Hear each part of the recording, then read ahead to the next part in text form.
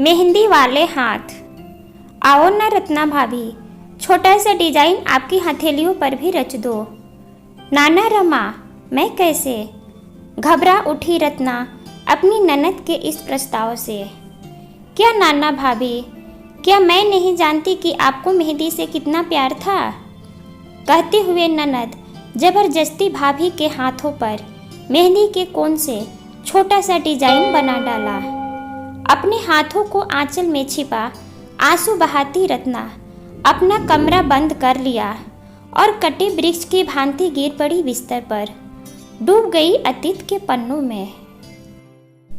कितनी धूमधाम से बारात आई थी शिव की। शेरवानी में सजा दुल्हा जिसने भी देखा वाह वाह कह उठा। रत्ना भी परियों से कम नहीं लग रही थी। चारों तरफ सिर्फ खुशियां ही खुशियां थी। बाबुल का आंगन छोटा, लेकिन स्नेह वैसा ही मिला ससुराल में। लाड करती सासू माँ, स्नेह देते ससुर जी। छोटी बहन समान रमा तो पति के रूप में दिलो जान से प्रेम करने वाला शिव। हाँ, दादी सास हिटलर थी, लेकिन सासू माँ हमेशा ढाल बनकर रत्ना के आगे खड़ी रहती। दिन कैसे सोने के और रातें चांदी सी लगती थी जब तक वह मनहूस दिन नहीं आया था। हल्का बुखार ही तो आया था शिव को। हालत ऐसी बिगड़ी कि बस सब खत्म हो गया। कितनी जिद की थी रत्ना ने कि एक बार डॉक्टर से मिल लेते, लेकिन वह हंसकर टाल जाते। जिसे सब साधारण बुखार समझ रहे थे वह डेंगू था। जरा सी लापरवाही भारी पड़ गई थी। शिव चले गए और पीछे रह गई बिलखती कलपती अपने भाग्य को कोसती मात्र 20 बरस की रत्ना। वो दिन और आज का दिन।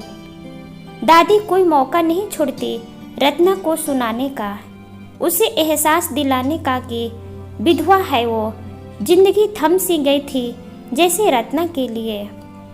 हर रात रत्ना सोचती, क्यों शिव से लड़ न पाई, क्यों अपनी कसम दे उन्हें अस्पताल नहीं ले गई। उसकी कसम तो शिव कभी न तोड़ते, अपनी जान से भी बढ़कर स्नेह और प्रेम जो करते थे। भाग्य में जो लिखा था वह सामने तो आना ही था। अगले दिन तक मेहंदी का रंग अपने खुमार पर था। मेहंदी लगी हथेली को आंचल से छिपाने का पूरा प्रयास किया रत्ना ने, लेकिन दादी सास की तेज नजरों ने देख लिया। रमा की नादानी और रत्ना की भूल का खमियाजा एक तूफान के रूप में आना था, सो आ ही गया। मेरे पोते को गए अभी साल भर भी नहीं हुआ और तेरे सजने संवरने के अरमान जागे रत्ना बहू। भूल गई कि तू एक विधवा है, ये श्रृंगार तुझे शोभा नहीं देते। दादी का रौद्र रूप देख कांप उठी रत्ना। जाने दीजिए ना माँ जी, बच्ची है अभी, मन कर दिया होगा तो मेहंदी रचा ले। अपनी बहू को बचाने का पूरा प्रयास किया रत्ना की सासू माँ ने। बच्ची है, बच्ची नहीं विधवा है रत्ना, और यह हार श्रृंगार इसे शोभा नहीं देते। ये इतनी सी बात क्या इसे समझ में नहीं आती? समझा दो रत्ना बहू को कि त्याग और संयम को अपने आंचल में गांठ बांध ले और वैसे ही रहे जैसे नियम सदियों से चले आ रहे हैं। क्यों दादी, क्यों शोभा नहीं देते? और आप किन नियमों की बात कर रही हैं? इतने दिनों से चुप रही रमा बोल पड़ी। ताई जी को गए कितने साल हो गए, लेकिन ताऊ जी ने तो कुछ त्याग नहीं किया, न खाना पीना, न ही अपने शौक, और न ही चटक कपड़े पहनना। फिर क्यों आप रत्ना भाभी से ही यह सब करवाने को कहती हैं? क्योंकि वो एक औरत है और ताऊ जी पुरुष।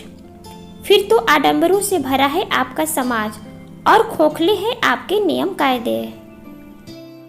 रमा को जवाब देता देख दादी तिलमिला उठी।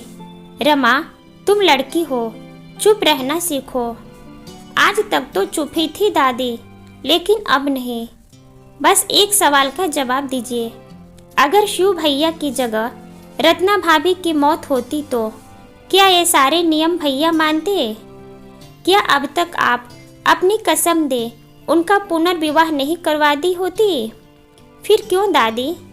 आपके नियम भाभी के लिए कुछ और क्यों? मेहंदी रच लेने से भाभी खुश होती है तो क्या भैया की आत्मा को खुशी नहीं होगी?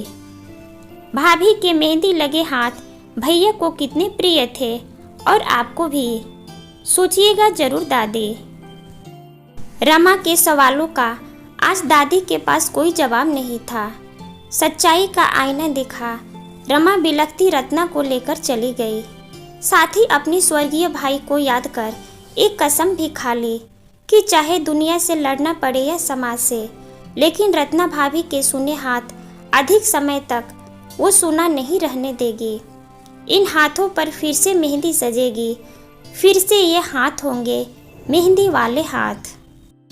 आशा करती हूँ यह छोटी सी कहानी आपको ज़रूर पसंद आई होगी। वीडियो को लाइक करें, शेयर करें और चैनल पर नए हो तो सब्सक्राइब करना बिल्कुल भी ना भूलें। आप भी अपने विचार हमें कमेंट में ज़रूर लिखें। कहानी सुनने के लिए आपका बहुत बहुत धन्यवाद।